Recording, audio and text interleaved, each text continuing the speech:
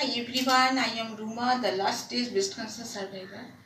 आज मैं जो वीडियो लेकर तुम्हारे साथ मैं शेयर करूंगी वो है, समझो कि आप आप एक कैंसर पेशेंट हो, ठीक है। जो भी स्टेज में हो, फर्स्ट स्टेज में हो, सेकंड स्टेज में हो, थर्ड स्टेज में हो।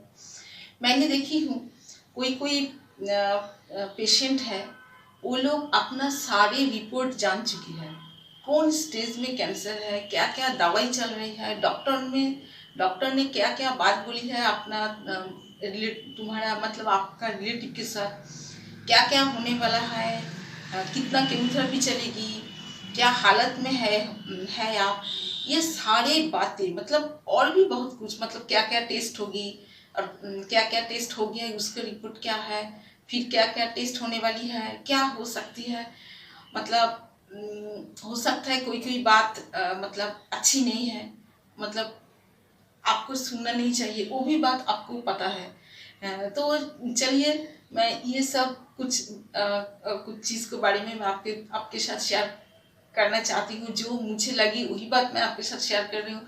हो सकता है मैं गलती हूँ, अगर मैं गलती हूँ तो प्लीज़ मुझे माफ़ कर दीजिए। अच्छा, मैं ये बताना चाहती हूँ कि मैंने क्या किया था, वही बात मैं आपके साथ शेयर करूँगी तो आपको थोड़ा सा क्लियर हो जाएगा।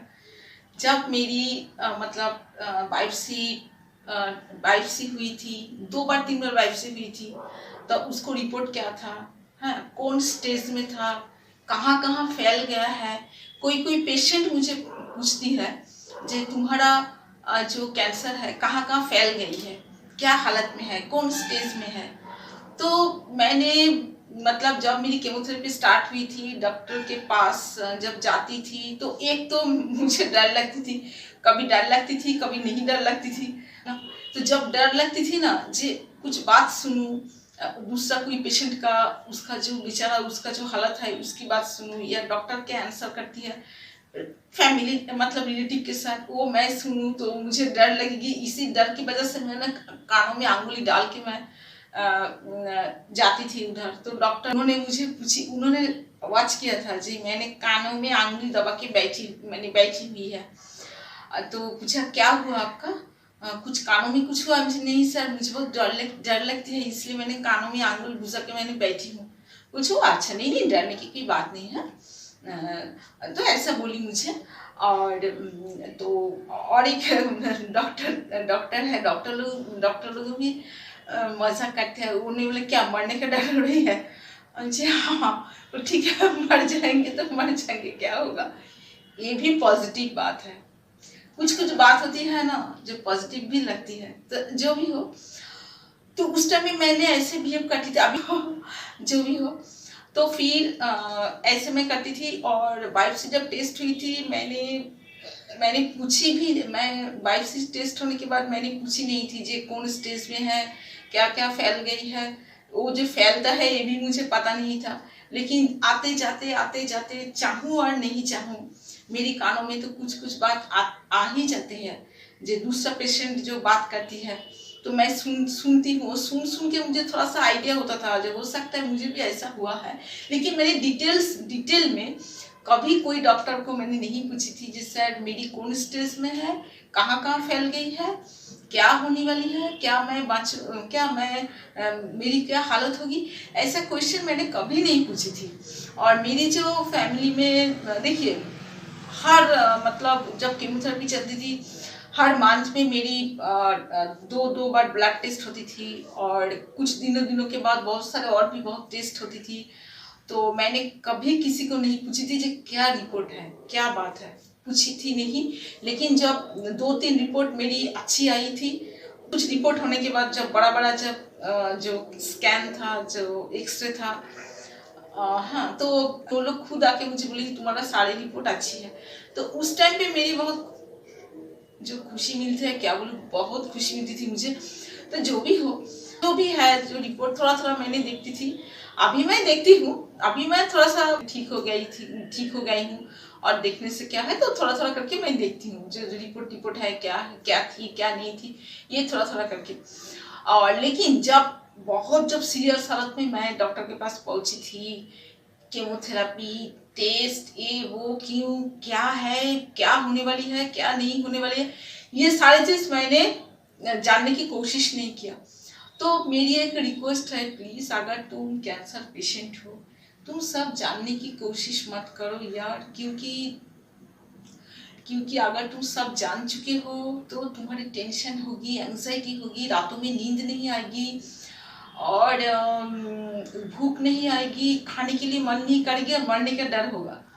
तुम मरोगे नहीं, लेकिन मन में एक डर पैदा होगा और डर पैदा होने से क्या होगा, कुछ अच्छी नहीं लगेगी ना, अच्छी नहीं लगेगी, तुम रोते रहोगे, किसी के साथ ठीक से बात नहीं करोगे और बहुत दुखी हो जाओगे। जानने का कोई जरूरत नहीं, ठीक है, जानने की कोई जरूरत नहीं, ऐसे ही रहो, ऐसे सोचो जो होगा देखा जाएगा, भगवान जो करे वही मैं मान लूंगी, ऐसे सोचो और कुछ अच्छी चीजें सोचो जी, जब मैं ठीक हो जाऊंगी मैं दूसरों के लिए कुछ करूंगी, जो जो मेरे साथ बैड बिहेव किया उन लोगों को मैंने फॉरगिव कर दूंगी, ऐसे कुछ सोचो। मतलब आपका जो अपना जो धर्म है उसको थोड़ा सा फॉलो करने की कोशिश कीजिए। जो है धर्म में हमारा हमारा सबके कुछ ना कुछ धर्म में कुछ बुला मतलब कुछ गाइडेंस है, वो गाइडेंस के फॉलो हम लोग फॉलो करेंगे तो मुझे लगता है इस टाइम पे बहुत हेल्प होगा, जब क्रिटिकल कंडीशन में हमारा हेल्थ जा रही है, हमारा लाइफ बहुत मतलब बहुत टेंशन में, बहुत सारे ट्रीटमेंट के अंदर चल रही है। तो मुझे लगता है अगर मेरी सेंस ठीक है तो वो सब चीज़ सोचने अच्छी लगेगी। और मेरी एक जो फैमिली जो मेंबर है उन लोगों के पास मेरी एक रिक्वेस्ट है, प्लीज़ पेशेंट के साथ सब बात मत कीजिए।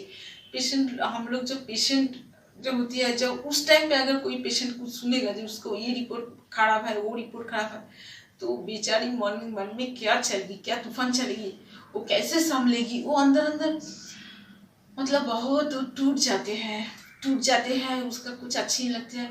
तो आप लोग प्लीज़ थोड़ा सा कोशिश कीजिए, पेशेंट के सामने सब बात बोलने का कोई ज़रूरत नहीं। और अगर तुम कैंसर का पेशेंट हो, अगर आप कैंसर का पेशेंट हो, 40 क्रॉस करके गई हो, जो भी आपका एज हो, तो प्लीज़ आप सारी रिपोर्ट जानने की कोशिश मत कीजिए, थोड़ा सा दूसरा कुछ सोचने की ट्राई कीजिए, जो आपको अच्छा लगता है वो करने की कोशिश कीजिए। खाने के लिए जो डाइट थोड़ा सा अभी इस टाइम पे अगर आप चाहें तो थोड़ा सा चेंज कर लीजिए, मतलब जो थोड़ा सा मतलब हल्का फुल्का डाइट, हाँ ऐसे। और दूसरा कुछ सोचिए, आपका हेल्थ नहीं है, ज़्यादा मत सोचिए, ऐसा मत सोचिए मैं मर जाऊंगी। देखिए मरने की बात है तो मुझे पहले मरना चाहिए, क्योंकि मैंने तो लास्ट स्टेज में, और मेरा जो ट्यूमर था वो भी तो बस्ट हो गई थी एकदम लास्ट स्टेज में, नर्सिंग होम की तरह ही मेरी एडमिशन हुई थी। उस टाइम पे ब्लड चली थी, ब्लड नहीं था, और जब मेरी ट्यूमर बस्ट हो गई थी उस टाइम से पहले मेरी अंदर अंदर ब्लीडिंग हो रही थी। तो आप सोच सकते हैं कि मेरी हालत कितना बुरी थी और अभी भी मैं जिंदा हूँ। तो आपका रिपोर्ट जानने का कोई ज़रूरत नहीं, घर का जो रिलेटिव है उन लोगों का हैंडल करने के लिए दीजिए। और अगर आप अकेला है, कोई पेशेंट को मैंने देखी थी वो लोग अकेला है, देखने के लिए है नहीं कोई पहले पहले आता था रिलेटिव उसके साथ, फिर उन लोगों को आ नहीं रहे थे, क्योंकि ये लॉन्ग टाइम एक प्रोसेस है ट्रीटमेंट करने का, तो वो लोग उनका साथ छोड़ दिया। ऐसे पेशेंट भी मैंने देखी, वो बहुत दुख होती थी उस टाइम पे, हे भगवान ऐसा भी होता है, जो भी हो। तो आप लोगों के लिए मेरी ये मैसेज है कि टूटिए मत, आप अगर टूटिए मत, अगर किसी को आपको ऐसा लगता है जो काइंड हो, उसका मन में कुछ है, तो हेल्प लेने की कोशिश कीजिए, क्योंकि अभी भी बहुत सारे लोग हैं जिसके पास अभी भी ह्यूमैनिटी है, काइंडनेस है, ऐसे भी है। आप बोलने की कोशिश कीजिए और टूटिए मत। Tata bye bye. अगर आपको कुछ बोलना है तो प्लीज़ मुझे कमेंट बॉक्स में जाके मुझे कमेंट कीजिए, और डोंट वरी, अपना टाटा बाय बाय।